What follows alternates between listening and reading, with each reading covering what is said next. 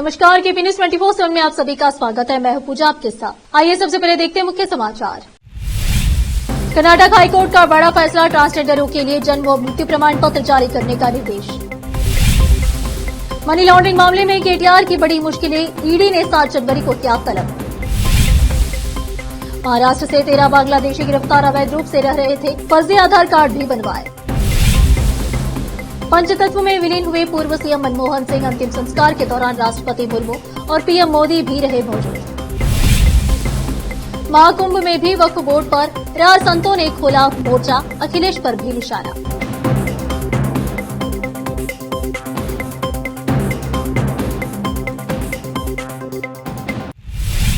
अब समाचार विस्तार से। स्थानीय निवासियों और परिवार के सदस्यों ने लांस हवलदार अनु पुजारी की पत्नी के लिए सरकारी नौकरी का विरोध किया है, जिनके जम्मू कश्मीर के पूंछ में एक वाहन के खाई में गिर जाने से मौत हो गई थी। खादर ने बिजाड़ी केलामानी में अनु पुजारी के घर का दौरा किया और परिवार के सदस्यों के प्रति संवेदना व्यक्त की। हमारे गांव के एक जवान जो देश की रक्षा कर रहे थे कि असामयिक मृत्यु से राज्य के लोगों में गहरा दुख हुआ है। मुख्यमंत्री ने आश्वासन दिया है कि शहीद होने वाले सैनिकों के परिवारों को राज्य सरकार द्वारा प्रदान किए जाने वाले सभी लाभ अनूप के परिवार को भी दिए जाएंगे। उन्होंने कहा, कर्नाटक हाईकोर्ट ने जन्म और मृत्यु रजिस्ट्रार को लैंगिक पहचान बदलवाने वाले ट्रांसजेंडर व्यक्तियों को संशोधित प्रमाण पत्र जारी करने का निर्देश दिया है। इन प्रमाण पत्रों में व्यक्तियों के पिछले और संशोधित नाम व लिंग दोनों का उल्लेख होना चाहिए। अदालत ने कहा कि यह निर्देश तब तक प्रभावी रहेगा जब तक कि जन्म और मृत्यु पंजीकरण अधिनियम 1969 में आवश्यक संशोधन नहीं हो जाते। मामले में कर्नाटक हाईकोर्ट के अनुसार फिलहाल मूल जन्म या मृत्यु प्रमाण पत्र पर लिंग में बदलाव की अनुमति नहीं है। जस्टिस सूरज गोविंदराज ने ये निर्देश लिंग की सर्जरी कराने वाली 34 वर्षीय ट्रांसजेंडर महिला की याचिका पर सुनवाई करते हुए जारी किए। याचिकाकर्ता ने अपने जन्म प्रमाण पत्र पर नाम व लिंग की जानकारी अपडेट करने का अनुरोध किया था। प्रवर्तन निदेशालय ने फरवरी 2023 में हैदराबाद में आयोजित फार्मूला ई रेस के दौरान कथित अनियमितताओं से जुड़े मनी लॉन्ड्रिंग मामले में भारत राष्ट्र समिति बीआरएस के नेता केटी रामाराव केटीआर को अगले महीने पूछताछ के लिए तलब किया है। केंद्रीय एजेंसी ने तेलंगाना पुलिस भ्रष्टाचार निरोधक ब्यूरो एसीबी की शिकायत का संज्ञान लेते हुए पिछले सप्ताह धन शोधन निवारण अधिनियम पीएमएलए की विभिन्न धाराओं के तहत मामले में एफआईआर दर्ज की थी। सूत्रों ने बताया कि बीआरएस के कार्यकारी अध्यक्ष और तेलंगाना के पूर्व मुख्यमंत्री के चंद्रशेखर राव के बेटे केटीआर को 7 जनवरी को अपना बयान दर्ज कराने के लिए पेश होने को कहा गया है। सूत्रों ने बताया कि वरिष्ठ आईएएस अधिकारी अरविंद कुमार और सेवानिवृत्त नौकरशाह तथा हैदराबाद महानगर विकास प्राधिकरण एचएमडीए के पूर्व मुख्य अभियंता बीएलएन रेड्डी को क्रमशः 2 जनवरी और 3 जनवरी को तलब किया गया है। अब फिलहाल एक छोटा सा ब्रेक। हिंदुस्तान के हर कोने में हम हैं मौजूद। 24 घंटे हालात पर गहरी नजर, खबरों से जुड़े चुपते सवालात और आपको दिखाता है धार्मिक, सामाजिक, राजनीतिक, लोकल और इंटरनेशनल न्यूज की सबसे बेहतर कवरेज, जो आपको रखती है हर पल बाखबर। देश और दुनिया भर की खबर के लिए देखते रहें केपी न्यूज 24/7। ನಮಸ್ತೆ, ನನ್ನ ಹೆಸರು ಅಶ್ವಿನಿ. ನಾವು ಮಹಾರಾಷ್ಟ್ರ ಉಡುಪಿಯಿಂದ ಬಂದಿದ್ದೆವು. ನಮ್ಮ ಮದುವೆಗೆ 14 ವರ್ಷ ಆಯಿತು, ಮಕ್ಕಳಾಗಿರಲಿಲ್ಲ. ನಾವು 4-5 ಸಲ ತೋರಿಸಿದೆವು, ಬೀದರ್, ಬಸವಕಲ್ಯಾಣ, ಔರಂಗಾಬಾದ್, ಹೈದರಾಬಾದ್ ಎಲ್ಲ ತೋರಿಸಿದೆವು. ಎಲ್ಲಿ ಭೀ ಮಕ್ಕಳಾಗಿರಲಿಲ್ಲ. ಇಲ್ಲಿ ಬಸವಕಲ್ಯಾಣ ಜೀವನ್ ಜ್ಯೋತಿ ಹಾಸ್ಪಿಟಲ್ ಬಂದಿಲ್ಲ. ಮೇಡಮ್ ಟ್ರೀಟ್ಮೆಂಟ್ ಇದ್ದಿದ್ದು 1 ತಿಂಗಳಿಗೆ ನಮಗೆ ಸಕ್ಸಸ್ ಆಗಿದೆ. ಆಯ್ದ ಟ್ರೀಟ್ಮೆಂಟ್ ನಮ್ಮ ಮಗ ಹುಟ್ಟ್ಯಾನ. ಈಗ ಮಗನಿಗೆ 1 ತಿಂಗಳಾಯಿತು. नूर एजुकेशन ट्रस्ट बीदर की ओर से चलाए जाने वाला Noor MEd and BEd college Bidar, recognised by NCTE Delhi and affiliated to Bidar University, Bidar. Admission are open for the academic year 2024-25. विशेषज्ञ और सक्षम शिक्षकों द्वारा शिक्षा प्राप्त करने के लिए नूर एमएड एंड बीएड कॉलेज में दाखिला लें और शांत वातावरण में शिक्षा प्राप्त करें। बीदर शहर में बेहतर शिक्षा का एकमात्र केंद्र Noor MEd and BEd college, Shahpur gate, Bidar. Phone numbers 9945283920, 8482221297।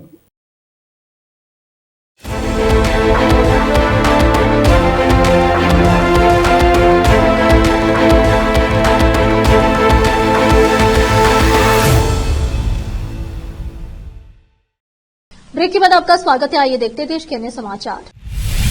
Maharashtra ATS ने अभियान चलाकर 13 बांग्लादेशी नागरिकों को गिरफ्तार किया है। ये बांग्लादेशी नागरिक अवैध रूप से भारत में रह रहे थे। गिरफ्तार लोगों में 6 महिलाएं और 7 पुरुष शामिल हैं। बांग्लादेशी नागरिकों के पास से फर्जी आधार कार्ड भी बरामद हुए हैं। पूछताछ में पता चला है कि आरोपी बांग्लादेशी नागरिक बीते कई वर्षों से भारत में अवैध रूप से रह रहे थे। एक अधिकारी ने बताया कि विशेष अभियान चलाकर नवी मुंबई थाने और सोलापुर में पुलिस की मदद से पिछले 24 घंटों में कार्रवाई की गई। हमने 7 पुरुषों और 6 महिलाओं को गिरफ्तार किया है। उन पर विदेशी अधिनियम और अन्य संबंधित कानूनों के तहत 3 मामले दर्ज किए गए हैं। उन्होंने बताया कि ये बांग्लादेशी नागरिक जाली दस्तावेजों का उपयोग करके आधार कार्ड जैसे भारतीय दस्तावेज हासिल करने में कामयाब रहे थे। इससे पहले एक अधिकारी ने शनिवार को बताया कि एटीएस और पुलिस के संयुक्त दस्ते ने शुक्रवार रात जालना जिले से 3 बांग्लादेशी नागरिकों को गिरफ्तार किया। आरोपी गोकर्धन तालुका में क्रशर मशीनों पर काम कर रहे थे। पूर्व प्रधानमंत्री डॉक्टर मनमोहन सिंह का अंतिम संस्कार पूरे राज्य के सम्मान के साथ कर दिया गया है। वह पंच तत्व में विलीन हो गया है। अब वह हर हिंदुस्तानी की यादों में रहेंगे। मनमोहन सिंह के अंतिम संस्कार में राष्ट्रपति द्रौपदी मुर्मू और पीएम नरेंद्र मोदी समेत कांग्रेस के सभी वरिष्ठ नेता भी मौजूद रहे।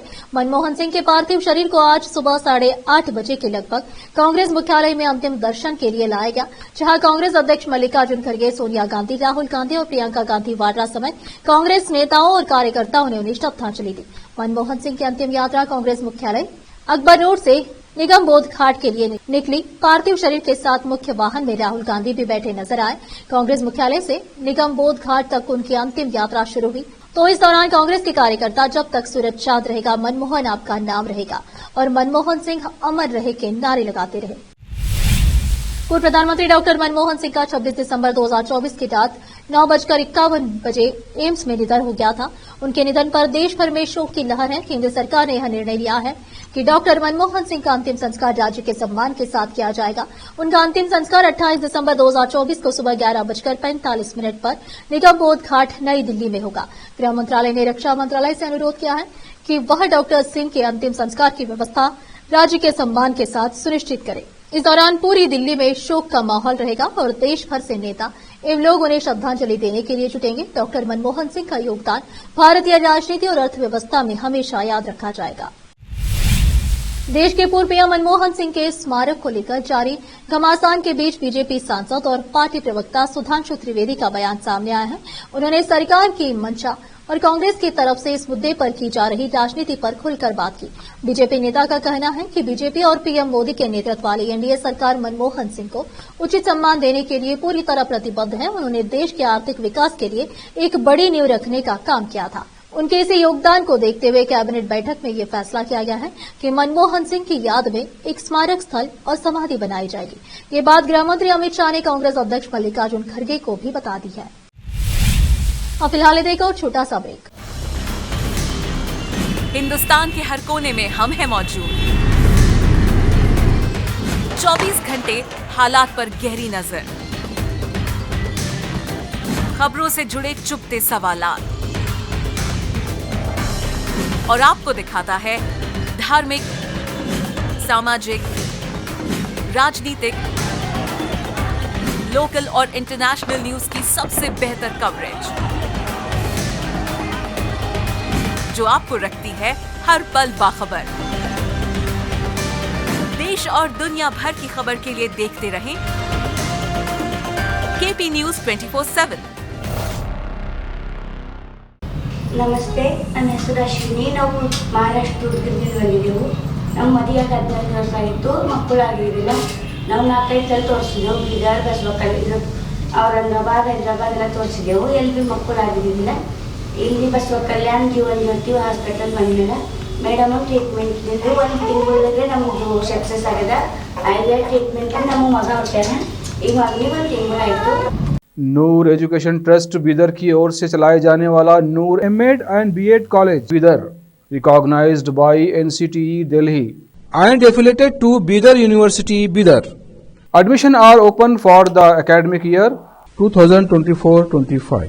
विशेषज्ञ और सक्षम शिक्षकों द्वारा शिक्षा प्राप्त करने के लिए नूर एमएड एंड बीएड कॉलेज में दाखिला लें और शांत वातावरण में शिक्षा प्राप्त करें। बीदर शहर में बेहतर शिक्षा का एकमात्र केंद्र Noor MEd and BEd college, Shahpur gate, Bidar. Phone numbers 9945283920, 8482221297।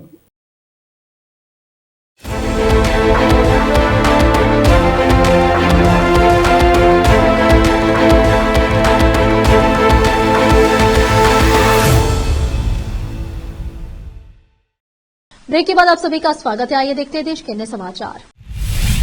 Prayagraj Mahakumbh के साथ इस बार धार्मिक के साथ राजनीतिक मुद्दों का संगम भी देखने को मिल रहा है।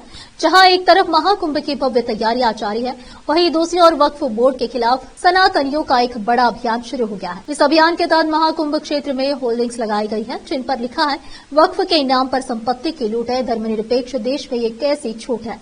असल में महाकुंभ के दौरान वक्फ बोर्ड के खिलाफ आवाज बुलंद करने के लिए खास तौर पर पोस्टर्स लगाए गए हैं। इन होर्डिंग्स के जरिए वक्फ बोर्ड की कथित कब्जा नीति पर चोट की गई है। संत समाज ने साफ कर दिया है कि महाकुंभ में वक्फ बोर्ड बड़ा मुद्दा होगा। 27 जनवरी को होने वाली धर्म संसद में वक्फ बोर्ड को खत्म करने और सनातन बोर्ड के गठन की मांग पर चर्चा होगी। पंचायती निरंजनी अखाड़ा के महेश आनंद महाराज का कहना है कि सनातन धर्म के अनुयायियों को जागरूक करने के लिए यह अभियान जरूरी है। संत राधेगिरी महाराज ने वक्फ बोर्ड को खत्म करने की आवश्यकता पर जोर देते हुए कहा कि अब नहीं तो कब। भारतीय जनता पार्टी के नेता और केंद्रीय मंत्री गिरिराज सिंह के सीएम नीतीश कुमार को भारत रत्न दिए जाने की मांग के बाद नेता प्रतिपक्ष तेजस्वी यादव ने भी इसका समर्थन किया है।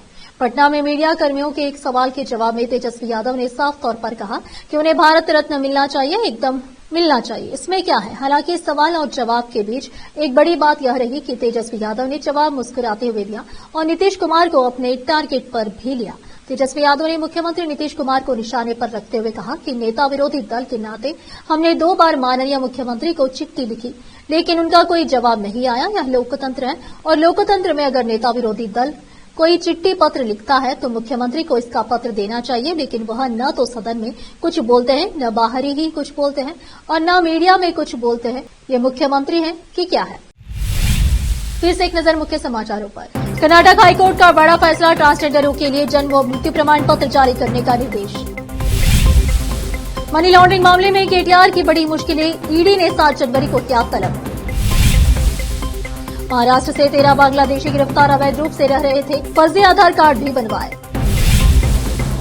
पंचतत्व में विलीन हुए पूर्व सीएम मनमोहन सिंह, अंतिम संस्कार के दौरान राष्ट्रपति मुर्मू और पीएम मोदी भी रहे मौजूद।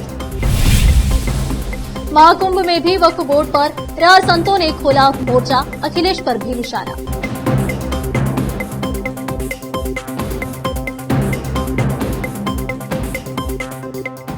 केपी न्यूज में इस वक्त के लिए इतना ही। देश प्रदेश के समाचारों के लिए देखते रहिए आपका अपना चैनल केपी न्यूज 24/7। धन्यवाद।